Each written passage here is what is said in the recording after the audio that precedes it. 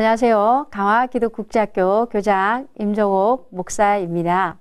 사무엘상 3장은 사무엘의 어릴 적 이야기와 그럼에도 불구하고 어른을 능가하는 어린 사무엘의 신앙적 이야기가 실려 있습니다.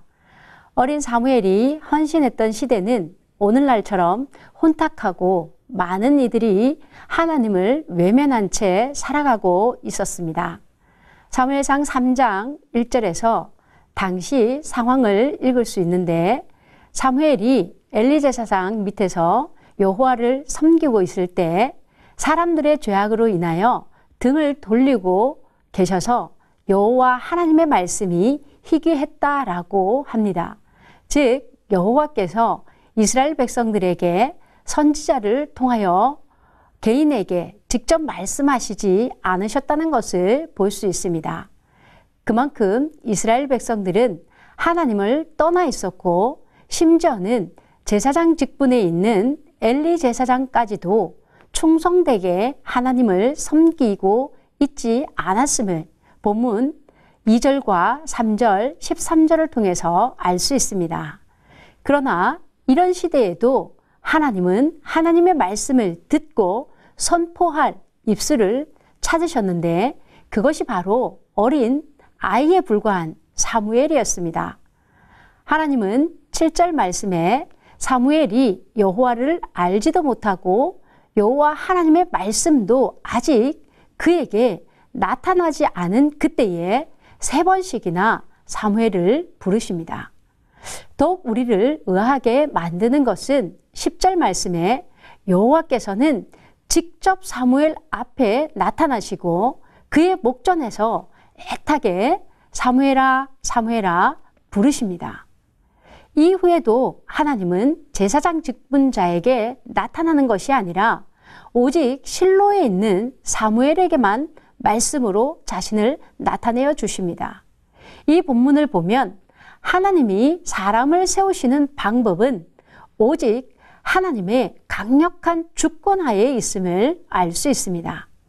사무엘이 어린 나이임에도 불구하고 하나님 자신이 그 어린아이 앞에 먼저 찾아가시고, 하나님에 대한 말씀도 그분을 만나는 경험도 없었던 어린 사무엘을 천사를 통한 것도 아니고 하나님이 직접 임재하셔서 만나주시고 말씀해 주시는 주권적인 하나님이십니다. 또한 이와 유사한 장면은 요한복음 1장 46절에서도 나옵니다. 빌립이 복음을 전해 듣고 나다나엘을 찾아가 내가 메시아를 만났다라고 전하며 와서 보라는 요청을 하게 됩니다. 이때에 나다나엘은 나사렛에서 무슨 선한 것이 나겠느냐라고 하지만 자신에게로 오고 있는 나다나엘을 보신 예수님은 보라, 이는 참으로 이스라엘 사람이라, 그 속에 간사한 것이 없다라고 말씀하십니다. 이때 나다나엘이 가로되 어떻게 나를 아십니까? 라고 묻자 예수님은 이렇게 대답하십니다. 빌립이 너를 부르기 전에 내가 무화과 나무 아래에 있을 때에 보았노라 라고 하셨습니다. 그런가 하면 심지어 우리가 죄인된 상태에 있었을 때에도 하나님의 주권은 그분의 사랑이라는 큰 계획 아래서 우리를 머물도록 하신 것을 알 수 있습니다. 로마서 5장 8절 말씀에 우리가 아직 죄인 되었을 때에 그리스도께서 우리를 위하여 죽으심으로 하나님께서 우리에 대한 자기의 사랑을 확정하셨느니라. 그러므로 우리에게 먼저 다가오신 하나님의 한량없는 은혜와 사랑을 우리는 기억해야 합니다.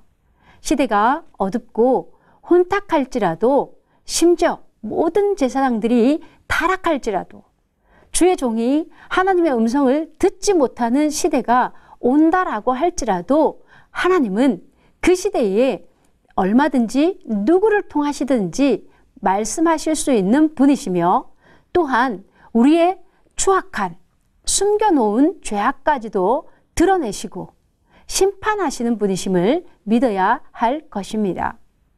그러므로 하나님이 사람을 세우시는 방법은 사람의 판단력과 계획됨이 아니라 전적인 그분의 은혜로 세워짐을 우리가 깨달아서 오직 그분의 은혜에 감사드리며 각자의 일을 살피고 주변을 돌아봐야 할 것입니다.